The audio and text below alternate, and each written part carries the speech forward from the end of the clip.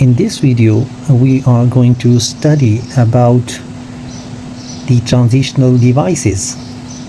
So we can employ a road analogy to understand the concept. So what is that analogy? Imagine you're driving on a highway that is long highway. For example, there is a highway, you are moving on that to a particular direction.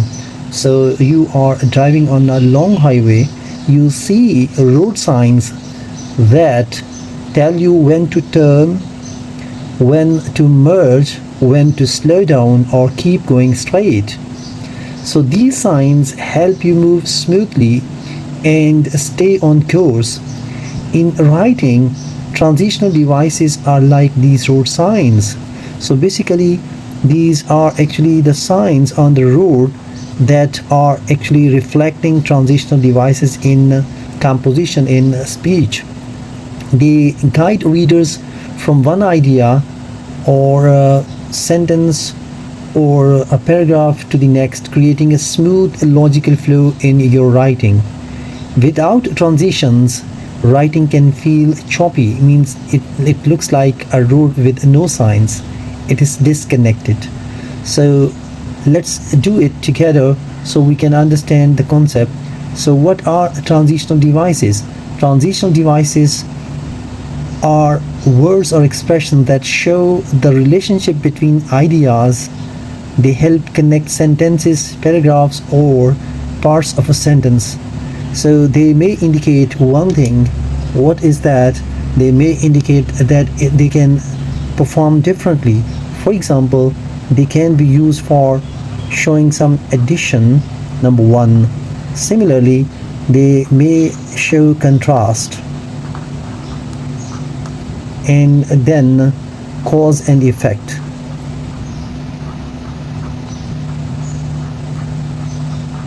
Similarly, they may reflect some examples, some sequence, or some comparison, or similarly it may reflect conclusion as well. And there may be a long list that we may find as far as the use or employment of the transitional devices is concerned. So as I said, for addition, if we use one example, very simple example, we may like that. For example, so if I say she loves painting,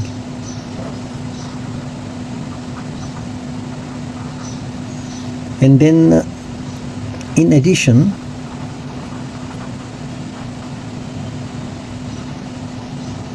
she plays piano. So what is that? She plays piano. So that is actually based on this transitional devices. So this was the one activity she loves to do, and in addition we may reflect the other one. So that's a very good example once we want to have this. So let's do it in different manner. For example, if I write the word addition for, as far as transitional devices are concerned. So let me write this sentence once again. She loves painting, and then this is going to be the transitional device. In addition,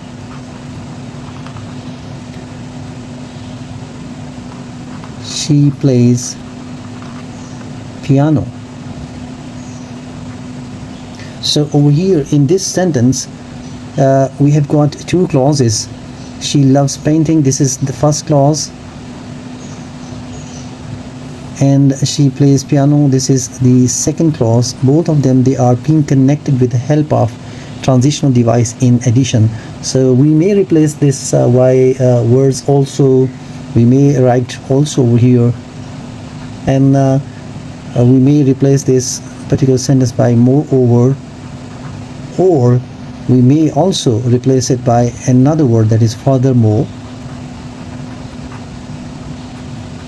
So the words like in addition, also, moreover, furthermore, they reflect the adding upon the previous ideas, the previous activities. So this was the first one, addition. So we can go for the second one, that is contrast.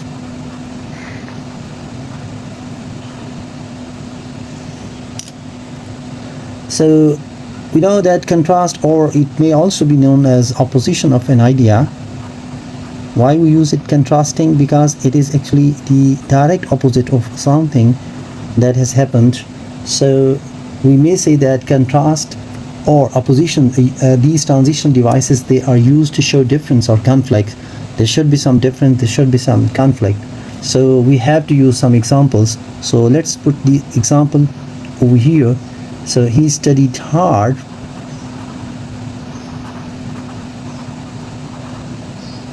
then we have to add this word however. So this is the transitional device, because now we have got to put some different statement as the previous one. He studied hard, however he failed the test. So this is one more example. Over here we can replace this however by so many other transitional words. For example, we may put nevertheless,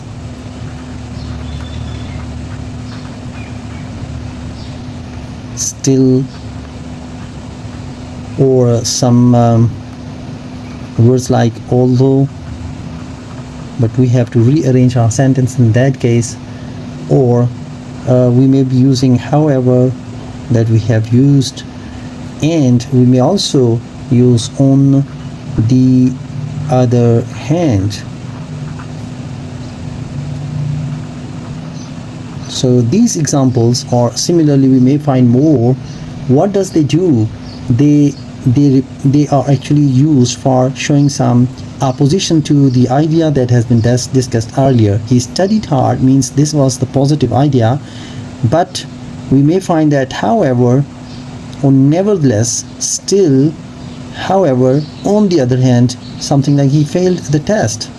So he failed the test although he studied hard. This can be the rearrangement of the sentence in order to incorporate this transitional device although. So he studied hard, nevertheless he failed the test. So the words like nevertheless, however, still, although, and on the other hand, these reflect some opposition of or the difference to the previous idea. There is some conflict in hand.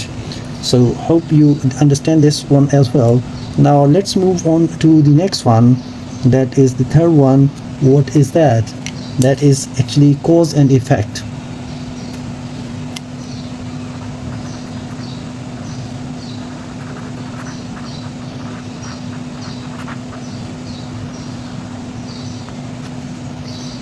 So we have to use this transitional device that have got some cause and effect situation. So cause and effect is used to show results or some reasons. Means we have to have some reason, and on the basis of that reason we may find some results. So that's why we call it cause and effect. Means there is a cause behind some result, some some output. So if we put the example over here, the example would be it rained all day. So the transitional device that we'll be using over here, that is consequently the match was cancelled. So over here in this sentence we have this word consequently that shows the cause is it rained all day. This is the cause, raining. This one, raining is the cause, and cancellation of the match is actually the result of that. So that's why we have to use this transitional device to smoothly pass on to the next situation. So the other words, they may be therefore, as a result, or since, or thus, etc. We may find more words, for example, as a result, therefore, because, since. These reflect that, cause and effect, because there should be some cause in order to have some effect, in order to have some result. So next one is the fourth one, that is sequence of time, or sequence and time, or sequence or time. Means what is the sequence over here that we have to reflect. So we can say use sequence of time to show order of events. Mean one happened, then the other one happened, and then the third one happened, and similarly there should be some arrangement or sequence in the happening of events. Let's take example. First, we gathered the materials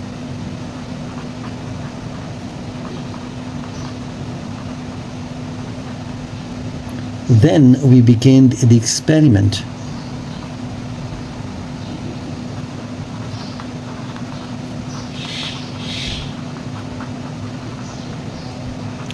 So this is the sentence, and over here we have got, over there we can find right at the outset the word first and then.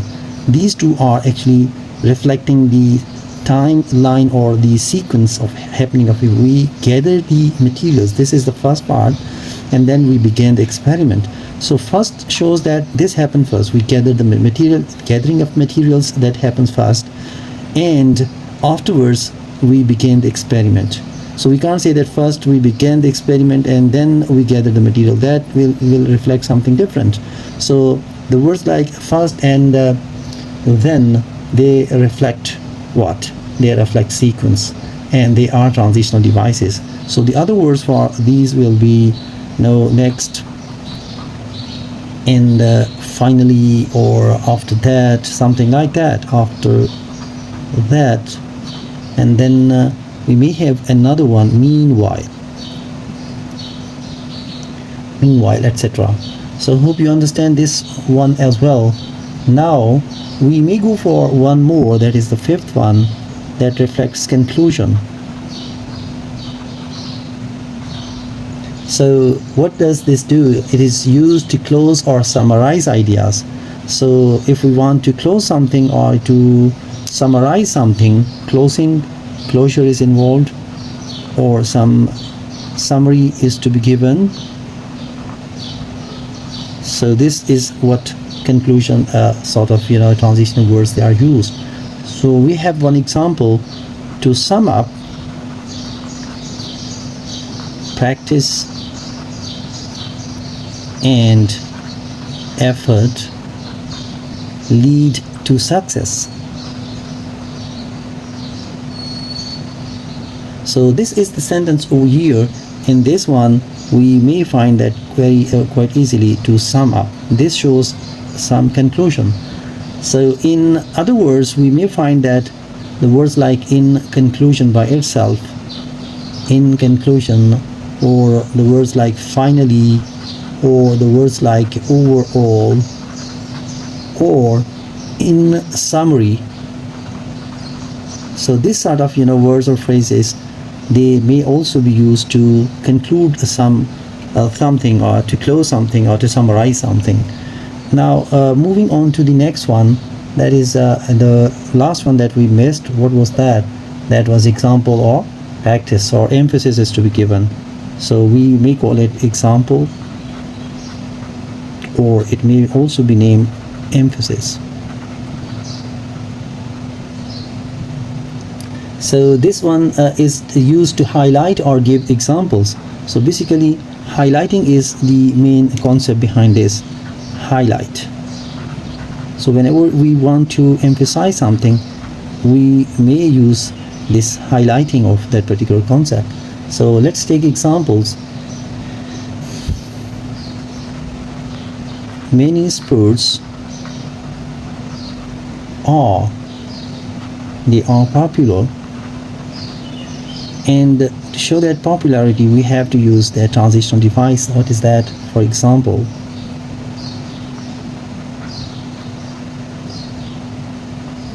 soccer and basketball. soccer and basketball are loved worldwide. So over here in this particular sentence you may find that this one, for example, it shows some emphasis, it shows some stress, it focuses on that.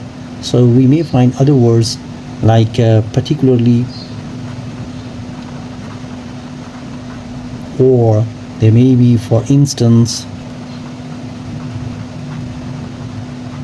or there may be another one in fact. This is a phrase that also shows that emphasis. So we may find a similar words or phrases in order to highlight or in order to emphasize the concept. So many sports are popular means so many popular sports are around us, but once we find that out, we have to figure out, we have to take something out, we have to highlight, we have to emphasize. Then for example, then we'll be highlighting soccer and basketball. Hope you understand this concept. Stay tuned. Thank you very much.